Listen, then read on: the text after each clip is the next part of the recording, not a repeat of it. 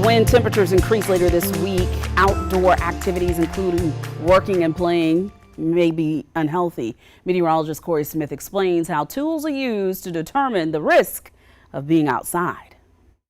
We're entering the hottest stretch of weather we've seen so far in 2023, with temperatures potentially getting into the middle and even upper 90s as we get later on into this week. The feels like temperatures, though, or the heat index, have been even higher, reaching the low 100s in many locations for the last few days. So we've been talking about heat index quite a bit, but there's some other things we can talk about as well.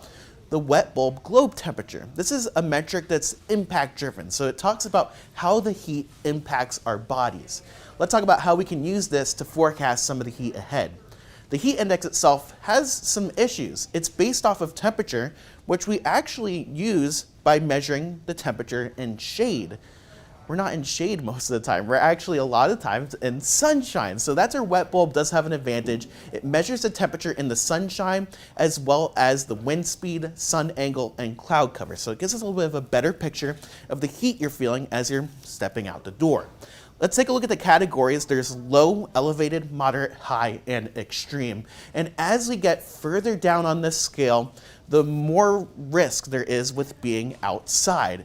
That means you should spend less time outside because as you get into those high and extreme categories, heat stroke becomes possible and even likely.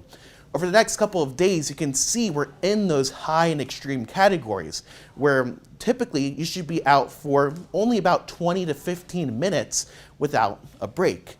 That's going to stay through the end of the week, which means we will run into the issues of maybe heat exhaustion or stroke for those that do have to be outside. Here are some of the common effects of those two things, heat exhaustion and heat stroke. Of course, making sure you're staying hydrated and cool and taking breaks is the biggest way to avoid these. From the studio, I'm News 19 meteorologist Corey Smith.